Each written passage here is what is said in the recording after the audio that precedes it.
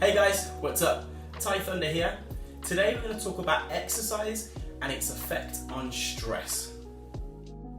If you imagine that this cup is our body and this water is stress. The body summates stress in lots and lots of different ways. So if we add a little bit of stress to this, so what we're going through right now with the coronavirus, we're going to add a little bit of stress to the body. Money stress, let's add a little bit of stress to the body. Work stress, let's add a little bit there. Home, family life, add a little bit there. And you can see that I'm at the brim of my stress levels that my body can tolerate. So if I add any more stress, all that's gonna do is overflow. This overflow can manifest itself in many different ways, starting from something small like a cold sore, a rash, something medium, so an injury, and to something even more drastic, such as mental health issues, depression, anxiety, things like that.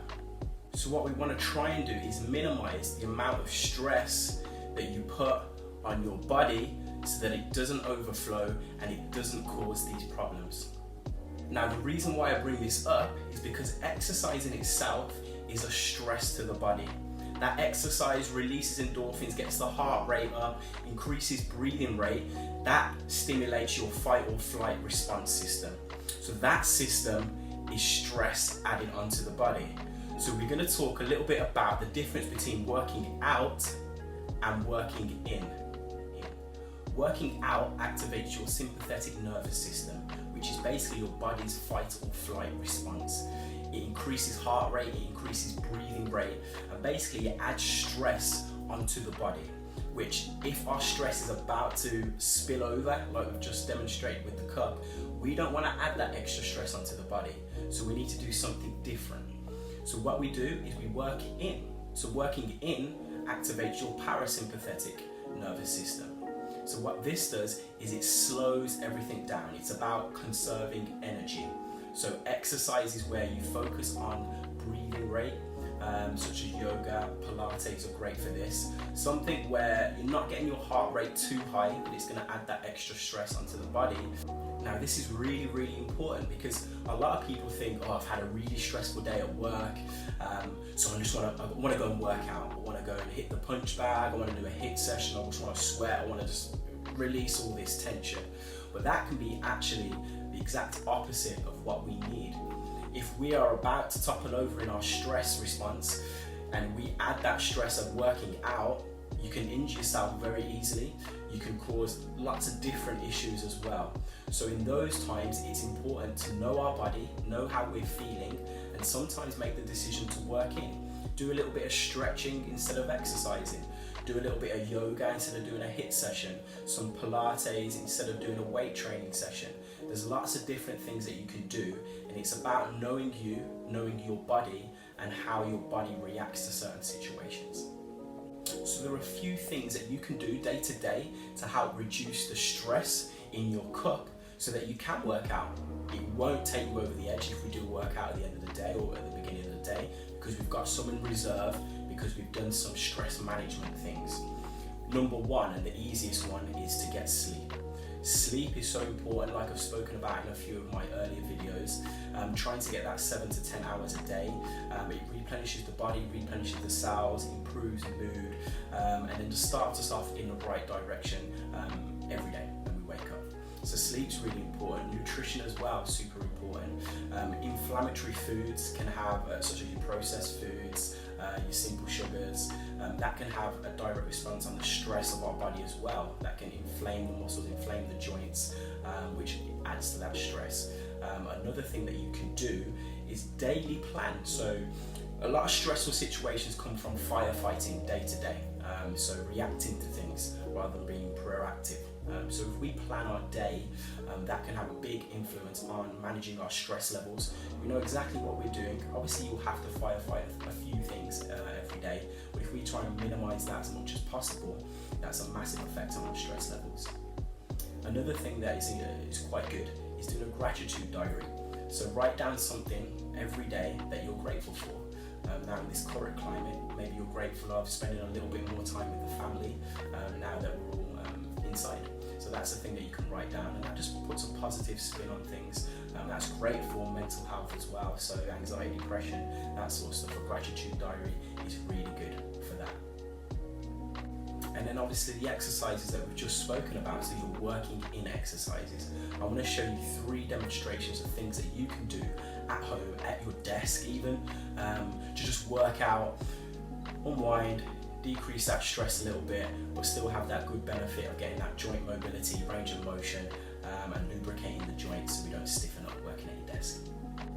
So working in is all about breathing, sort of regulating your own body's breathing rate.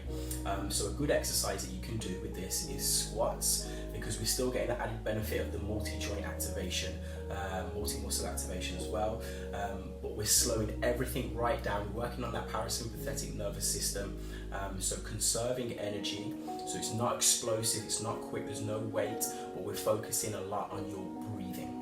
Okay, so a breathing squat, you're going to get yourself in exactly the same position as you would with a normal squat, no weight. So your feet are going to be about shoulder width apart with your toes slightly flared out, and simply you're going to be going down. You're going to breathe in on the way up and then breathe out on the way down. Each movement is going to be its own breath, nice and slow. We'll do 5 of those. Okay, so breathing in here on the way up, and then nice and slow out. In and out. So we're not wasting any energy, it's really slow. And out from there. 2 more. And out. We're getting that multi-joint activation. Last one. And out from there. Fantastic. Okay, another one you can do is thoracic mobilization. So we're going to down on the floor for the next one. And then all I want you to do, we're just going to open up. So we're going to open up, breathe in, and then breathe out as we go back. So open up here, breathe in, and then breathe out as we come through and underneath. And then breathe in. So it's good mobility drill as well. So we're opening up that thoracic spine, we're getting that good rotation in there. We're breathing out as we come underneath, breathe in as we open up. Again, 5 on each side for that one as well. Another exercise you can do is sort of a Mackenzie press-up variation. So this one's down on the floor, we're going to be lying on your front. So what you're going to do, you're going to place your hands in line with your collarbone, we're going to lie completely flat. And then for the first part of the movement, we're going to take a deep breath in, and we're just going to lift up your upper body, but keep your pelvis on the floor. And take a deep breath in from there, and just going to hold there. A couple of seconds, breathe out, lower yourself back down.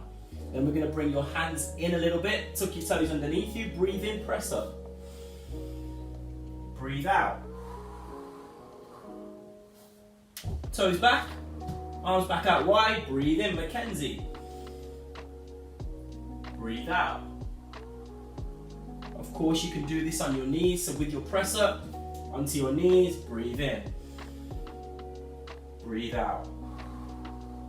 And then so on, move your hands out into your Mackenzies, back into your press ups, guys. So those are some variations of exercises that you can do that's working in. Other great things like we've spoken about, yoga, mat pilates is great, tai chi, anything like that where you're really focusing on your breathing rather than how many reps that you do, how explosive the movement is.